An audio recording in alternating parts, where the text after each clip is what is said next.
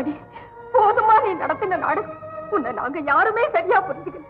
உனக்கு முன்னால் உணர்ச்சி இல்லாத மரக்கட்டுகளா வாழ்ந்துட்டு உன்னை ஒரு அதுக்குள்ள ஏன் என்ன பாராட்டுறீங்க? என்ன பத்தி நீங்க என்ன புரிஞ்சுக்கிட்டீங்க? எவ்வளவு சீக்கிரம் என்ன பார்த்து ஒரு வார்த்தை கேட்டீங்க.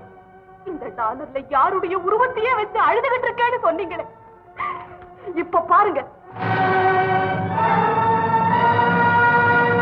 கண்மணி, கண்மணி, இந்த டாலர்ல மட்டுமல்ல, என் இதயத்திலையும் இந்த உருவத்தை தானே நான் பதிச்சு வச்சிருக்கேன்.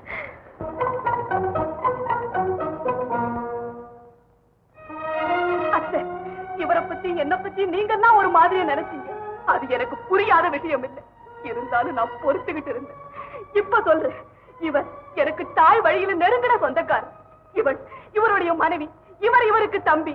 நான் இவரோட அடிக்கடி தனிமையில சந்திச்சு பேசினதும், இவரோட சேர்ந்து நான் பெங்களூர் போனதும் என்னுடைய புனிதமான கருத்துக்கு இவங்களை இணங்க வைக்கிறதுக்கு தான். அது என்ன கருத்து தெரியுமா? நம்ம அண்ணத்தை இவருடைய தம்பிக்கு மறுமணம் செய்து வைக்கணுங்கிற அந்த ஒரே ஒரு நோக்கம் தான். கல்யாணமா? விதவைக்கு மறுமணமா? என் மகளுக்கு மறுமணமா? எனக்கா?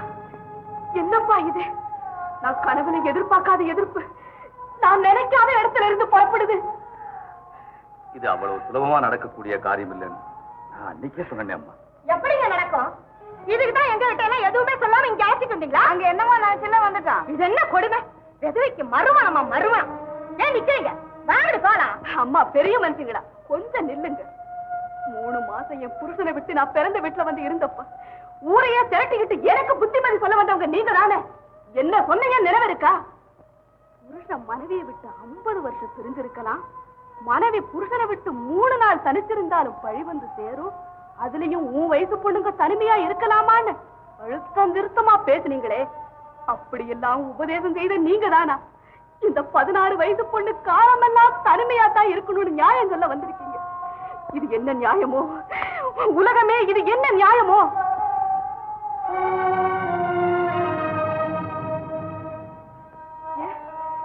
ஏன் எல்லாரும் பேசாம நிக்கிறீங்க? யாராவது ஒருத்தர் பதில் சொல்லுங்க. இந்த பொண்ணு இப்படித்தான் இருந்து தீரணுமா? கண்மணி, இவங்க அத்தனை பேரும் சம்மதிச்சாலும் சரி, எனக்கு இதுல சம்மதமே இல்லை. சம்மதம் இல்ல? இல்ல. ஏன் என் முகத்தை பார்த்து பேசு. உனக்கு அந்த ஏக்கமே வரக்கூடாதுங்கிற சிறு காரணத்துக்காக என் கைப்பிடிச்ச கற்பகத்தையே நான் விரோதிச்சுக்கிட்டு இருந்தேன். அதை நினைச்சு பார்த்து பதில் சொல்லு கண்மணி. அந்த தியாகத்தை நான் நினைக்காம இல்லை. இறந்து போன உன் கண்ணனை நினைச்சு எக்காலம் பூராவும் நிம்மதியா இருந்துடுவேன். அம்மா, அண்ணா, என்னம்மா சொன்ன?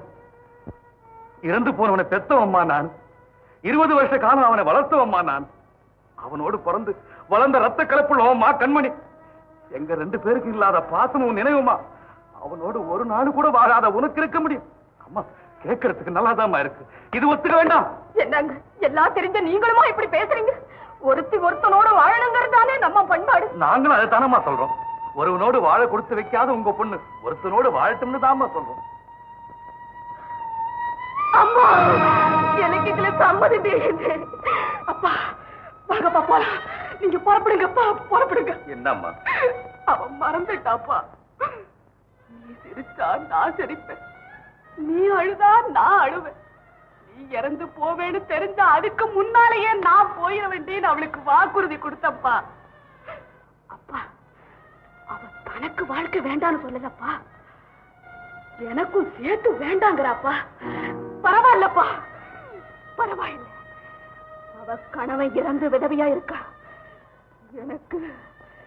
எனக்கு கணவன் இருந்தோம் உயிர் இருக்கிற வரைக்கும் நீ அந்த வார்த்தையை சொல்லக்கூடாது.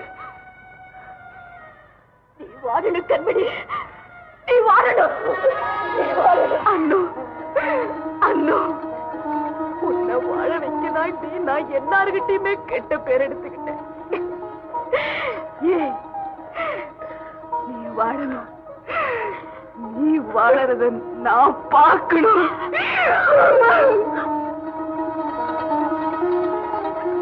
ஏ பாபு, ஏண்டா பேசாம நிக்கிற? ஆமா ஆமா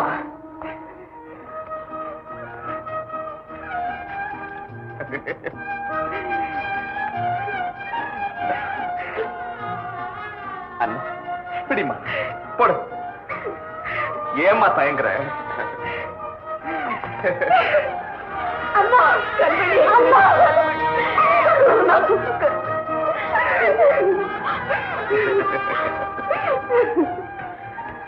அண்ணா அண்ணா உண்மையை சொல்றமா, இப்பதான் நான் ரொம்ப சந்தோஷப்படுறேன். ஆமா கண்மணி, நான் உடச்சு சொல்றேன்.